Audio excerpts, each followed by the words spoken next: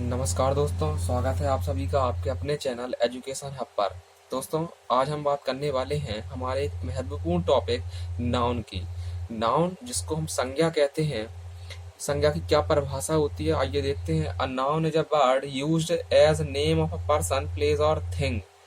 किसी व्यक्ति, वस्तु, स्थान या भाव आदि के नाम को संज्ञा कहा जाता है। थिंग शब्द बहुत विस्तृत होता है, यहाँ सभी चीजें समाहित होती हैं। जो थिंग शब्द आपका होता है उसमें सभी चीजें समाहित हो जाती हैं। टाइप्स ऑफ नाउन, नाउन कितने प्रकार की होती है? तो नाउन 5 प्रकार की होती है। पहला टाइप हम देखेंगे, पहला टाइप होता है आपका प्रॉपर नाउन, यानी कि व्यक्तिवाचक संज्ञा। A proper noun refers to the name of a person, place और थिंग। किसी व्यक्ति, वस्तु, स्थान के जब हम नाम को कहते हैं, जब हम उसका नाम ले देते हैं या उसको हम कोई नाम दे देते हैं तो वो आपकी प्रॉपर नाउन हो जाती है। जैसे एग्जाम्पल दिया है, Ram is my friend, Ram मेरा मित्र है, तो यहाँ उसके मित्र को एक नाम दे दिया गया है कि राम, तो यहाँ जो राम है वो प्रॉपर नाउन होगा। ऐसे ही दूसरा एग्जाम्पल दिया है, आई लिव एट अलवर, मैं अलवर में रहता हूँ, तो अलवर यहाँ एक शहर का नाम है। वैसे तो शहर बहुत सारे हैं लेकिन यहाँ उसको एक प्रॉपर नाम दे दिया गया है, इस वजह से यहाँ प्रॉपर नाउन होगा। तो दूसरा टाइप है आपका common noun. Common noun means होता है जातिवाचक संज्ञा।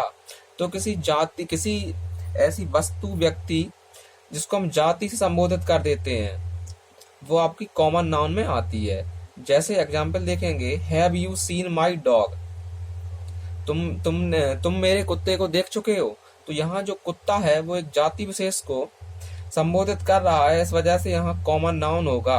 दूसरा है the books are on your desk, किताबें तुम्हारी मेज पर रखी हैं, तो यहाँ जो किताबें हैं वो पूरी सभी किताबों को संबोधित कर रही हैं, तो किताब का कोई प्रॉपर नाम नहीं दिया गया है, इस वजह से ये कॉमन नाउन होगी। और डेस्क भी बहुत सारी होती हैं, कोई नाम नहीं होता है डेस्क का, तो इस वजह से यहाँ ये कॉमन नाउन होगी। तीसरा है कलेक्टिव नाउन, समूहवाचक संज्ञा। A collective noun is the name of a group of persons or things taken together and spoken as a whole as unit। जो कलेक्टिव नाउन होती है उसको समूहवाचक संज्ञा कहते हैं। तो वस्तुओं को या व्यक्तियों के समूह को हम समूहवाचक संज्ञा कहते हैं। जैसे the board of directors will meet tomorrow. Board of directors यानी कि यहाँ एक कलेक्शन है, लोगों का समूह है, डायरेक्टर्स का जो समूह है वो कलेक्टिव नाउन के अंतर्गत आएगा। ऐसे ही बी एग्जाम्पल में दिया है बंच ऑफ ग्रेप्स, अंगूरों का गुच्छा, तो अंगूरों का गुच्छा में बहुत सारे अंगूर आ जाते हैं, इस वजह से यहाँ पे कलेक्टिव नाउन होगा। सी है टीम ऑफ प्लेयर्स, तो टीम जो होती है प्लेयर्स की उसमें बहुत सारे खिलाड़ी आ जाते हैं, तो ये एक समूह को बनाती है, इस वजह से यहाँ कलेक्टिव नाउन होगा। चौथा है मटेरियल नाउन, पदार्थवाचक संज्ञा। A material noun is the name of metal और substance of which thing are made of. पदार्थवाचक संज्ञा ऐसी संज्ञा होती है जिसमें धातुएं और वस्तुओं को, जिससे वो बनी होती हैं, उस पदार्थ को पदार्थवाचक संज्ञा कहते हैं। जैसे एग्जाम्पल देखेंगे, she has purchased a tea set of silver, तो यहाँ tea set of silver, silver यहाँ एक धातु है और उसका पूरा एक टी सेट दिया है, तो इस वजह से यहाँ मटेरियल नाउन होगी।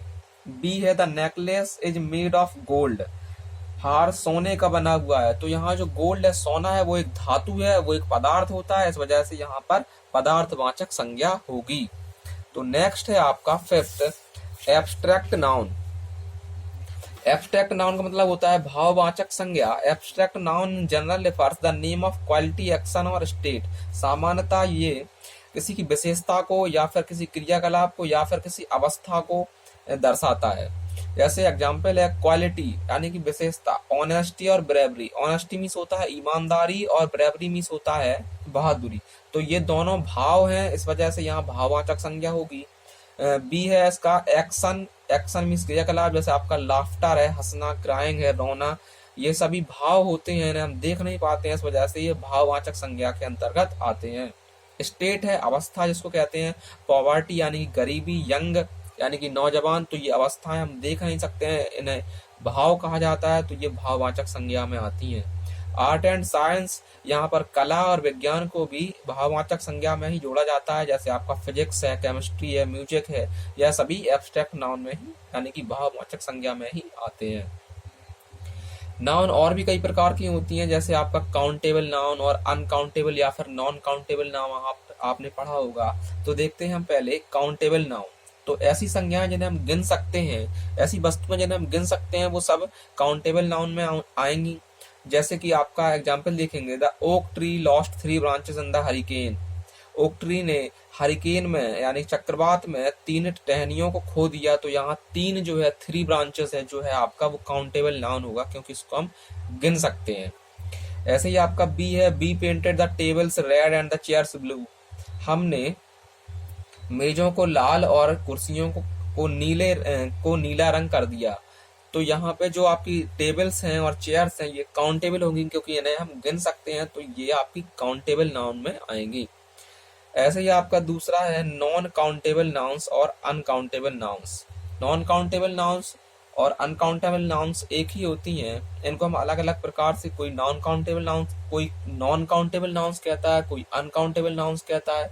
तो देखते हैं ऐसी संज्ञाएं जिन्हें हम गिन नहीं सकते हैं, या जो संज्ञाएं काउंटेबल नाउन के बिल्कुल विपरीत होती हैं, उन्हें हम नॉन काउंटेबल नाउन्स या फिर अनकाउंटेबल नाउन्स कहते हैं।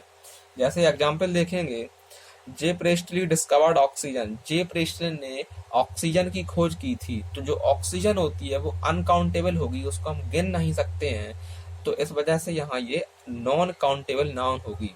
ऐसे आपका बी एग्जाम्पल है, they decided to sell the furniture.